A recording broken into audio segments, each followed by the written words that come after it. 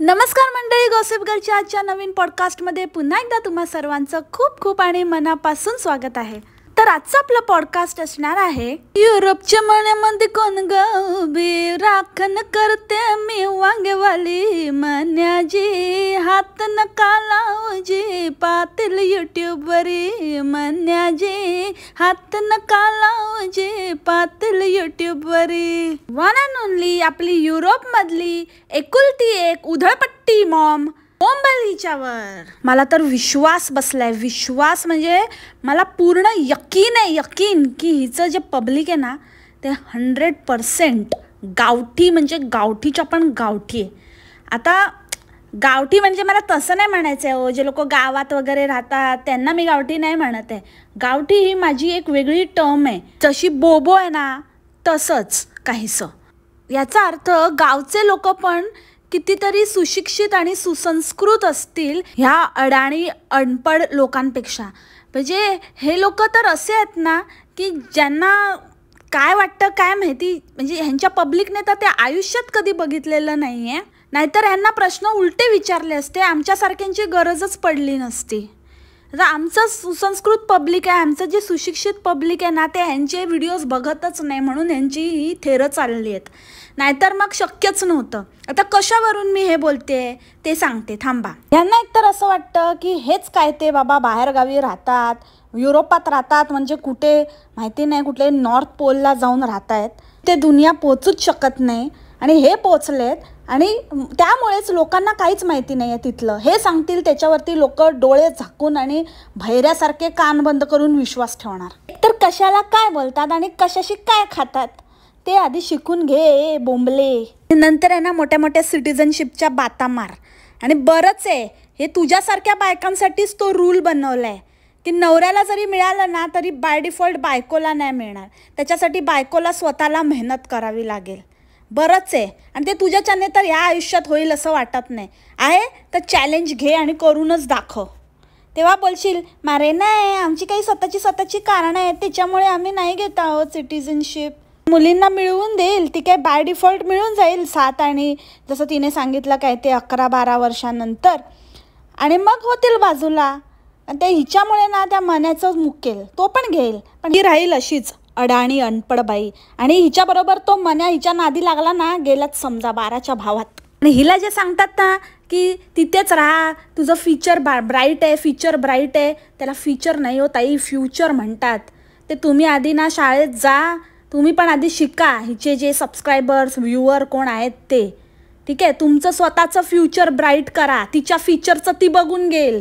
हिचेच जर व्लॉग बघत बसण्यात तुम्ही वेळ घालवलात ना आणि तिचं फ्युचर ब्राईट करण्यामध्ये तर तुम्ही तुमचा वेळ वाया घालवलात, योगदान देत बसलात, तर तुमच्या फ्युचर फिल्म होणार हे लक्षात ठेवा. तर या बोंबलीने परत खोटं बोलण्याची हिंमत केली आहे आणि हिचं खोटं मी उघडं पाडणार आहे. म्हणजे इतकी खोटारडी बाई इतकं बेशरमपणे इतकं तोंडावर धडधडीत खोटं बोलते आणि तिचा तो सो कॉल्ड सुशिक्षित नवरा तिच्या बाजूला बसून त्या खोट्यामध्ये तिची साथ देतो. ह्यापेक्षा शरमेची गोष्ट अजून काहीच असू शकत नाही. सगळ्यात पहिले म्हणजे जेव्हा आपण पासपोर्ट काढायला जातो बाहेरच्या कंट्रीमध्ये, तेव्हा त्या कंट्रीचे म्हणजे ज्या कंट्रीचा तुम्ही पासपोर्ट काढायला गेला आहात त्या कंट्रीच्या कॉन्सुलेटच्या किंवा एम्बेसीच्या बाजूलाच फोटो स्टुडिओज असतात. तिथे त्या कंट्रीच्या रिक्वायरमेंट अनुसार फोटो काढून दिले जातात. बरं असं पण नव्हतं की तुम्ही तिथे फर्स्ट टाईम गेला होतात, याआधीही तुम्ही तिथेच जाऊन फोटो काढले होते, तुम्ही सांगितलं ती तिथे जाऊन हे बघा असंच होतं, सेम हाच होता ते पाळणासारखं काहीतरी आणि त्याच्यामध्ये तिला ठेवलं होतं आणि मग फोटो काढला होता, तर तुम्हाला माहिती होतं ती जागा आहे फोटो काढण्याची. तर तुम्ही मुळात दुसऱ्या ठिकाणी गेलातच कशाला? पैसे वाचवायला. कारण जनरली जे हे असतात ना म्हणजे एक्सक्लुझिव्हली तुमच्या पासपोर्ट साईज तुमच्या पासपोर्ट रिक्वायरमेंटप्रमाणे तुम्हाला फोटो काढून मिळतात ते थोडे महाग असतात. म्हणजे जनरल जे आपण फोटो काढतो त्यांच्यापेक्षा थोडंसं 19-20चा फरक असतो. तर तो वाचवण्यासाठी तुम्ही साध्या स्टुडिओमध्ये गेलात का? बरं गेलात ते गेलात, तिथे जाऊन आपण सगळ्यात पहिले सांगतो ना आपली रिक्वायरमेंट काय आहे, किंवा स्टुडिओवाला पण तुम्हाला विचारतो की कशासाठी फोटो हवा आहे. ते ना तुम्ही सांगितलं त्याला ना, त्याने विचारलं. मग तो फोटो कसले काढत होता? जस्ट सांगितलं का तिला बसवलं आणि हिचा फोटो काढा, म्हणजे तिला हसायचं नाही हे सगळं तुम्ही सांगत होतात. पण मेन मूळ मुद्दा त्या स्टुडिओवाल्यालाच सांगायला तुम्ही विसरलात की हिला इंडियन पासपोर्टसाठी फोटो काढून हवा आहे. शेवटी केला तिथे टाइमपास, खाल्ली माती आणि गेले परत मूळ जागी जिथे ॲक्च्युअल काढायचा होता फोटो. आणि शेवटी जेवढे पैसे जाणार होते ते गेलेच आणि वेळही गेला. वेळेची तर काही किंमतच नाही, कारण आपल्या काकांना तर काय कामधंदेच नसतात, तर त्यांना काय फरक पडतोय, ऐक काय आणि नाही काय. आणि अगं ए बाई, त्याला काउन्सिलिंग ऑफिस नाही म्हणत, आणि लक्झमबर्गचं काउन्सिलिंग ऑफिस तर नाहीच नाही. एकतर ते कॉन्सुलेट असतं, इंडियन कॉन्सुलेट इन लक्झमबर्ग. काउन्सिलिंगची तुला गरज आहे म्हणून तू सगळीकडे काउन्सिलिंग करत असते. जरा डोक्याचं ना काउन्सिलिंग करून घे तुझ्या. आणि हेच कारण आहे की तू कधीच रेसिडेन्सी मिळवू शकत नाही, कारण तुझे वांदे आहेत, वांदे. आणि ते पण असे तसे नाही, एकदम मेजरवाले. त्याच्यामध्ये तुला लक्झमबर्गिश, फ्रेंच अशा लँग्वेजेसची एक्झाम द्यायची असेल तर आणिच वांदे, म्हणजे तुम्ही विचारच करू शकत नाही. कारण इंग्लिशचीच जिथे बोंब आहे, जिथे साधं कॉन्सुलेट या बाईला उच्चारता येत नाही, बोलता येत नाही, हा शब्द माहिती नाही, ती हे सगळं कसं काय सोपस्कार करणार. आणि ह्याचसाठी ते ड्रायव्हिंग लायसन्सचं पण अडकलेलं आहे. आणि अनुजराव, आजकाल तुम्हाला ना अनुजराव म्हणायला पण मला लाज वाटते. म्हणजे मन्याच ठीक आहे तुमच्यासाठी, कारण तेच ते मन्यावालेच उद्योग करताय तुम्ही ना. तिला काही शिकवत आहे ना, तिला काही तुम्ही इम्प्रूव्ह करायला सांगत आहात. तुम्हाला तर अक्कल आहे ना काय बोलते काय नाही ती ऑन कॅमेरा. नाही तुम्हाला दाखवत असेल तेव्हा ना. ह्यांना एकाने विचारलं पण होतं की भाई तुमच्यामध्ये भांडणं कधी होत नाहीत का? कधीच असं वाटत नाही? म्हणजे अहो कशी होणार ह्याचं कारण ह्याला विचारतच नाही. भांडण होण्याचा काय प्रश्नच येत नाही. जो मैडम जी बोलेंगे वही मैं करूँगा, जो मैडम जी बोलेंगी वही मैं करूँगा, ते असं आहे. त्याच्यामुळे इट्स वन साइडेड. एकच दुधारी तलवार नाही आहे ही फक्त एकाच बाजूला हिला धार आहे. त्याच्यामुळे ना शक्यच नाही ना, दुसऱ्या साईडने बोथटच आहे पूर्ण. आता लोक म्हणतील बाबा की तुला काय आहे, तुझा नवरा काय ऐकत नाही वाटतं, तुझा नवरा भांडतो, तुझा नवरा असा असेल, नवऱ्याने मारलं का वगैरे वगैरे, असं म्हणजे गलिच्छ लोक तर आहेतच विचार करणारे. नाही तसं काहीही नाही आहे आमच्या रिलेशनशिपमध्ये एकमेकांना म्युच्युअल रिस्पेक्ट आहे. तो पण मला तेवढीच रिस्पेक्ट देतो, मी पण त्याला तेवढीच रिस्पेक्ट देते. तो पण मला काही गोष्टींना नाही म्हणतो, अडवतो, नको त्या गोष्टीत माझी साथ देत नाही. मी पण सिमिलरली त्याला काही गोष्टी क्लिअर करते की मला हे नाही आवडलं किंवा हे नाही चालणार. आम्ही आपल्या इंडिव्हिज्युअल लाईफमध्ये आम्ही जरी हजबंड वाईफ असलो तरी पण आमची इंडिव्हिज्युअलिटी आम्ही मेंटेन केलेली आहे. आणि आम्हाला आमचे स्ट्रिक्टली जे काय चालेल काय नाही चालणार हे एकमेकांना माहिती आहे. आणि ज्या वेळेला आम्ही कुठला डिसिजन घेतो तेव्हा तो म्युच्युअल असतो, ना की वन साइडेड. त्याच्यामध्ये जर वाद झाले तर त्याचा अर्थ असा नाही की माझा नवरा भांडखोर आहे किंवा काय आहे, कारण ते लॉंग रनसाठी चांगलं असतं. नाहीतर एक माणूस नुसता सप्रेसच होत राहतो, दबतच राहतो आणि कधीतरी हे अंगलट येऊ शकतं. 4 शब्दांची बाचाबाची झाली तरी चालेल, पण सेल्फ रिस्पेक्ट हा महत्त्वाचा आहे. इगो नाही, सेल्फ रिस्पेक्ट महत्त्वाचा आहे. आणि मिंधेपणासाठी आमच्या रिलेशनशिपमध्ये स्थान नाही. ही गोष्ट, तुम्ही कुठे कॅम्पिंगला चालले आहात, जा, जिथे जायचं तिथे जा, आम्हाला काही घेणं देणं नाही आहे. मुळात तो प्रश्न लोकांना विचारण्याची गरजच नव्हती, कारण तुमचं सगळं ठरलेलं होतं. त्याच्यानंतर तुम्ही असं सांगितलं की आमच्याकडे हा ऑप्शन होता, हा ऑप्शन होता, हा ऑप्शन होता. 3 ऑप्शन होते. एक नेदरलँड होता, एक जर्मनीमध्ये होतं, एक खुद्द लक्झमबर्गमध्येच होतं आणि एक पण तुम्ही पहिले 3 ऑप्शन लोकांना सांगितलेच नाही. डायरेक्ट 4था ऑप्शन सांगितला आणि लोकांना विचारलं की आम्ही इथे गेलो तर चालेल का? मग लोक हो किंवा नाही हेच उत्तर देणार ना. तुम्ही आधीचे 3 ऑप्शन सांगितले असते तर त्यातला मग लोकांनी सांगितला असता, मग कुठला सगळ्यात जास्त सांगितला असता, मग तिथे तुम्हाला जावं लागलं असतं. म्हणून तुम्ही ते 3 ऑप्शन लोकांना दिलेच नाही. बरं, राहिला प्रश्न तुमचा जवळपास जाण्याचा. तुम्ही म्हणता की एवढं लांब आणि एवढं ट्रॅव्हल करणं आणि एवढं सगळं म्हणजे कॅम्पिंगचं सामान वगैरे घेऊन जाणं शक्य होत नाही, म्हणून आम्ही जवळच्या जवळ बघतोय. तर आता तुम्ही ज्या ठिकाणी चालला आहात ते नियरेस्ट ठिकाण आहे तुमच्यासाठी? म्हणजे तुमचे लोक तोतिया आहेत की तुम्ही लोकांना तोतिया समजता? नाही, हे दोन्ही आहे ॲक्च्युली. तुम्ही लोकांना तोतिया समजतातच, कारण त्यांनी ते प्रूव्ह केलं आहे तुमच्या लोकांनी की ते महातोतिया आहेत. आणि तुम्ही जी जागा नियरेस्ट म्हणून सिलेक्ट केली आहे ना, ती जागा सगळ्यात लांबची आहे तुम्ही दिलेल्या ऑप्शनमधली. मला वाटतं तुमच्या मंद भक्तांना पण गुगलचा वापर हा करता येत नाही. फक्त ते गुगलचा वापर तुमच्यासारख्या फालतू लोकांचे व्हिडिओ बघण्यासाठीच करतात. नाहीतर त्यांना हा कॉमन सेन्स नक्कीच असला असता की ह्या 3-4 प्लेसपैकी ही प्लेस सगळ्यात लांबची आहे आणि आपल्याला विचारण्याचा काहीही सेन्सच बनत नव्हता, कारण हे त्यांचं आधीच ठरलेलं होतं. आणि मन्या, तू तर फेकूच नको, तू तर आहे ना जास्त पुढे बोलूच नको की आमच्या फॅमिलीला आम्ही विचारलं, म्हणजे असं नको व्हायला की आमच्या फॅमिलीला नाही आवडणार आणि आम्ही केलं, जबरदस्ती त्यांना दाखवलं, असं नको. एकतर ते तुझी फॅमिली नाही आहेत. किती फॅमिली बोलला ना तरी काही फॅमिली वगैरे होत नाही. जी तुझी खरी फॅमिली आहे ना, तिला किती बघतोस आणि किती विचारतो ना, ते आम्हाला माहिती आहे, ते आम्ही बघतो. त्याच्यामुळे तू तर फॅमिलीच्या गोष्टी करूच नकोस. इतकं होतं ना तर जरा स्वतःच्या आईला विचारायचं होतं. मग तिला तर टाकलंय वाऱ्यावर आणि दुसऱ्यांना विचारतोय, मोठा फॅमिलीच्या गोष्टी सांगते.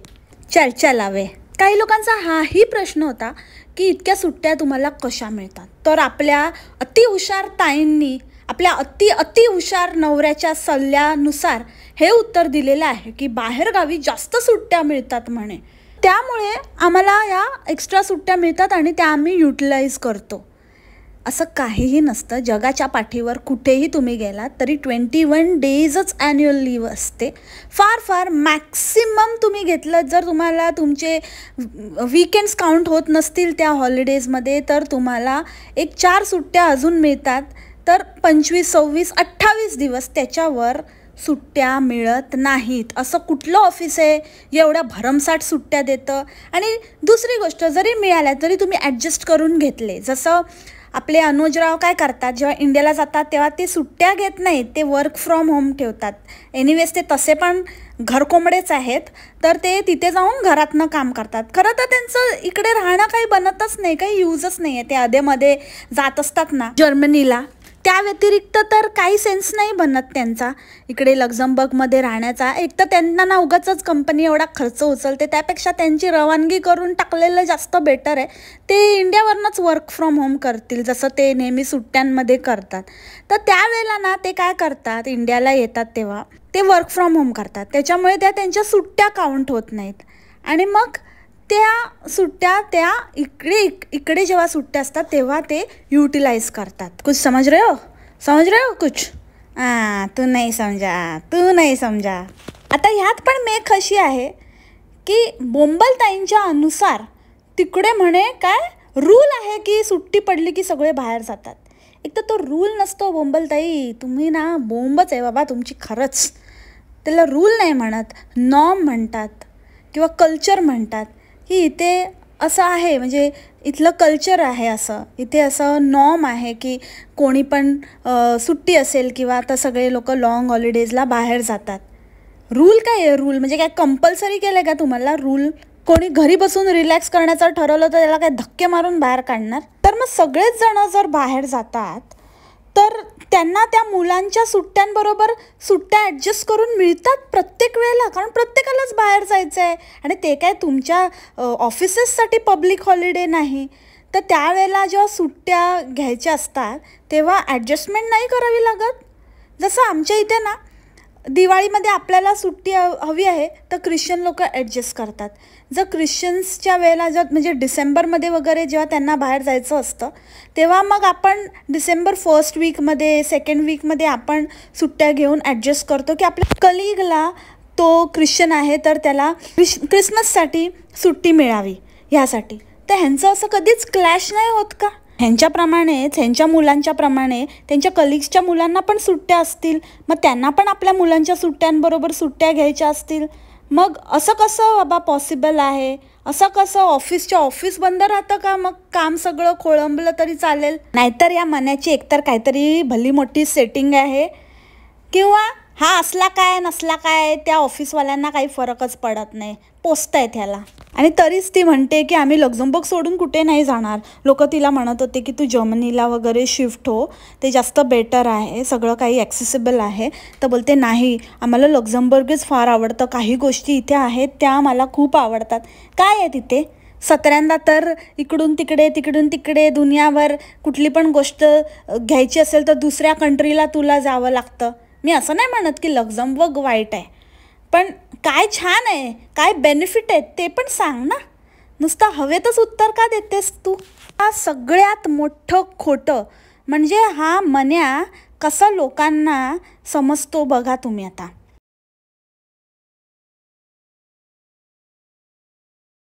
मी कॅरव्हॅन नाही घेऊन जाऊ शकत, कॅरव्हॅनसाठी वेगळं लायसन्स लागतं, त्याच्यामुळे मी नाही करू शकत. इथे काय लिहिलं आहे? काय लिहिलं इथे? तू काय ट्रक घेऊन जाणार आहेस? कॅरव्हॅनची पण साईज असते, तू काय एवढं मोठं, तू कुठला ट्रेलर घेऊन जाणार आहेस का? किती खोटं बोलायचं, त्याला काही सीमा. आणि तुला काय वाटतं की लोक काही बघणार नाहीत, काही वाचणार नाहीत, लोकांचा काही अभ्यास नाही, काही नाही? काय समजतोस काय तू स्वतःला? आणि तुझी ती बायको बोंबल, लोकांना पागल बनवायचे धंदे लावलेत तुम्ही. मला तर असा सिरियस डाऊट आहे की हे यांना काहीतरी स्पॉन्सरशिपचं वगैरे आलेलं आहे आणि त्याचसाठी हे स्वित्झर्लंडच्या उड्या मारत आहेत. नाहीतर या मॅडम परत तिथेच आणि एवढं काही एक्स्ट्रा खर्च करून स्पेशली तिकडेच जाण्याचा अट्टाहास करणार नाहीत. ते आपल्याला वेळ आल्यावर कळेलच, म्हणजे जसं आता येतील व्लॉग्स त्याच्या अनुसार आपल्याला अंदाज येईलच. हा प्युअरली माझा अंदाज आहे, I am not at all sure about it. म्हणजे आता सध्या तरी मी शुअर नाही आहे, पण मला असा अंदाज आहे. त्याचसाठी हा सगळा काही खटाटोप चाललेला आहे. तो मन्या एवढं मोठं घर आहे, गपचूप आपल्या रूममध्ये बसू शकतो. लोक असं एक ऑफिस रूम वगैरे सेटअप करतात, तिथे बसतात शांतपणे काम करत. ह्याला हॉलमध्येच बसायचं असतं, बाहेरच बसलेला असतो. तिथून ह्याचा आवाज तरी येतो आणि हिचा आवाज पण त्याच्या ऑफिसवाल्यांना जात असेल. आणि वर काय तोंड वर करून सांगते की मी हळूहळू बोलते कारण ते इथेच काम करत आहेत. म्हणजे तुम्हाला काय दाखवायचं असतं, की तो काम करतो हे दाखवायचं असतं, की त्याला तिथून उठून लगेच यावं लागतं? म्हणजे तू असं तिथून इशारा करते, इशारे तेरे कंगणीनी, तर तू कंगण्याचा तर इशारा करत नसशील, तू दुसराच कसला तरी इशारा करत असशील, कारण कंगणे तर तू घालतच नाही ना, कंगना. तर त्याच्यामुळे तू काहीतरी दुसरंच वाजवत असशील, तर तो येत असेल लगेच. गरज पडली बाबा बोंबलीला, काहीतरी शूटसाठी बोलवते म्हणून तो काम टाकून येत असेल, म्हणूनच तिथे बसतोय. नाहीतर वर बसला असता ना. त्या मिरच्यांची तर पूर्ण लागली आहे. 12 वाजलेत त्यांचे, कारण एवढा धो पाऊस आणि काय ऑरेंज अलर्ट वगैरे दिला, तर आता ते मिरच्या सुकणं हे पॉसिबलच नाही आहे. तर या मंदबाईला तर आधीच माहिती आहे ना आपल्याकडे कसं वेदर असतं, कसं काय असतं. एवढा वेदर रिपोर्ट देत फिरत असते, मग हिला एवढं अक्कल नाही. दुनिया करते म्हणून आपण पण करायचं. मोठा समर चालू झालाय. पण बरं झालं बाबा तो पाऊस आला, हिला अक्कल आली. नाहीतर तो येत जात राहिला असता ना पाऊस, तर त्या मिरच्या सुकेपर्यंत आपल्याला रोज त्या मिरच्या दाखवत राहिली असती. एकदाच्या त्या ओव्हनमध्ये सुकवल्या आणि झाली तिच्या जीवाची शांती, आणि आपल्या डोक्याची पण कटकट गेली. बघताय ना मंडळी, किती हेल्दी खाते ती, खूप हेल्दी जेवण खाते. आणि लोक तिला विचारतात पण आहेत की मला जरा हेल्दी रेसिपीज सांगा आणि ते फिटनेसचं वगैरे ज्ञान द्या आणि योगा दाखवा वगैरे. ती दाखवेल तुम्हाला, पण खरंच ती विश्वास ठेवण्यासारखी आहे का?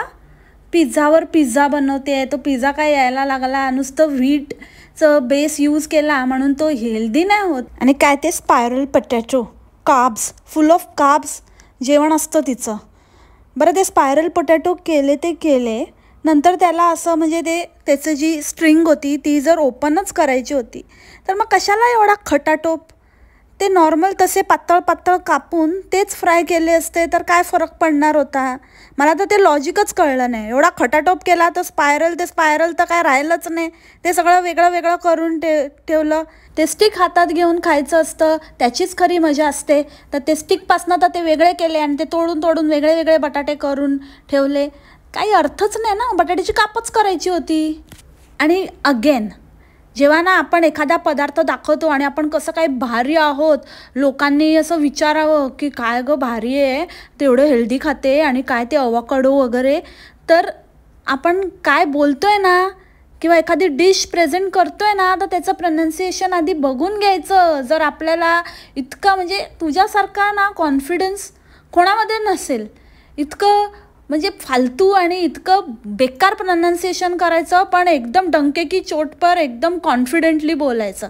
आणि मग लोक बोलणार की असू दे ग, असतं असं, ठीक आहे, सगळ्यांना सगळं नाही जमत. मग नाही जमत ना, मग उगाचच त्या गावी आपण जायचं पण नाही, उगाचच तिथे शो शायनिंग मारायची पण नाही, तोंड गप ठेवायचं. आता आम्ही गॉकोमोले बनवतोय, गॉकोमोले, ग्वाकामोली असतं ते, नाही तर मग ग्वाक बोलायचं. तेवढं बोललेसतीस तरी चाललं असतं, उगाचच एवढी हुशारी करायची काही गरज नाही. आणि आता काय, आता नेहमी नेहमी पनीर खाऊन कंटाळा, काय सारखं ते पनीर पनीर पनीर खायचं. हो का, लास्ट टाईम तर आता लास्ट व्लॉगमध्येच म्हणाली होती की बरेच दिवस पनीर नाही खाल्लं आणि आता नेहमी नेहमी पनीर, असं अचानक साक्षात्कार कसा झाला आमचे पॉडकास्ट ऐकून का? आणि बाई तुला ना काय करायचं ते कर, समजलं. कुठल्या पण वड्या कर, पुड्या कर, काही कर, पुड्या सोड, पण तो चमचा आहे ना त्या कढईमध्ये खर्र खर्र खर्र खर्र फिरवणं बंद कर. तेवढं बेसिक शिक जरा. कुठल्या युटेन्सिलमध्ये कुठले स्पून्स यूज करायचे असतात. आणि तिथल्या कंट्रीमधल्या लोकांचा मोठेपणा सांगतेस ना, ते असतील सोफिस्टिकेटेड, पण जरा तेच सोफिस्टिकेशन किंवा तेच कल्चर थोडं आपल्या मुलींना पण शिकव. आता इथे मी मुलींना काही बोलत नाही आहे, पण जेव्हा आपण बोलतोय आणि त्याच वेळेला आपली पोरं मागे कॉन्ट्राडिक्टरी वागतायत, तर तेव्हा जरा आपण त्यांना रोखायचं की आपण आणि वर तोंड करून सांगायचं. आता ही बाई इथे म्हणते की इथे बघा किती छान छान फुलं आली आहेत, एवढी फुलं आली आहेत, पण इथे ना इथली लोक तोडत नाहीत अजिबात फुलं. आणि मागे त्या मुली तीच फुलं उपटतायत आणि वर ही सांगते आता हे ना ही फुलं तोडतील आणि मला देतील, मामा फॉर यू. मग जेव्हा इथे लोक तोडत नाही म्हणतेस ना, तेव्हा मग आपल्या मुलींना पण ते एटिकेट्स शिकवायचे, तेवढं वळण लावायचं की नाही फुलं तोडायची, इथे कोणी तोडतं का फक्त दुसऱ्यांना सांगायलाच आहे मोठेपणा तो. लोका सांगे ब्रह्मज्ञान, स्वतः कोरडे पाषाण. चला लवकरच आता हिने आपल्यावरती स्वित्झर्लंड चिपकवलेलं आहे आणि लवकरच हिच्या अंधमंद भक्तांना जे आयुष्यभर घराच्या बाहेर पडणार नाही आहेत, घरूनच सगळं दर्शन हिच्या रूपाने करायला मिळणार आहे. ते स्वतःची जय करण्याच्या ऐवजी दुसऱ्यांची जय करून देत आहे, कारण त्यांच्या आयुष्याचा अल्टिमेट गोल हाच आहे की दुसऱ्यांनी मजा करावी, त्यांच्या दादाताईंनी खूप खूप फिरावं आणि हे फक्त घरी बसून चकाट्या पिटणार, त्यांना बघत खुश होणार. हेच त्यांच्या लाईफचं अल्टिमेट गोल आहे. ते ह्यांनी वेळोवेळी दाखवून दिलेलं आहे. सो एनिवेज मंडळी, मला पण उत्कंठा आहे कॅम्पिंग व्लॉग्सची तिच्या, कारण त्याच्यातनं बरीचशी पोलखोल होणार आहे. सो बच के रहना ओ बम्बल, बच के रहना रे, बच के रहना ओ बम्बल, तुझ पे नजर है, आगे आगे देखो होता है क्या. तर याच नोटवर आजचं पॉडकास्ट इथेच थांबवते मंडळी. आय होप तुम्हाला आवडलं असेल. भेटूया आपल्या नवीन पॉडकास्टमध्ये उद्याच्या भागात नवीन विषयासोबत. तोपर्यंत खा प्या मस्त राहा आणि स्वस्थ राहा. Take care, bye bye, मासलामा.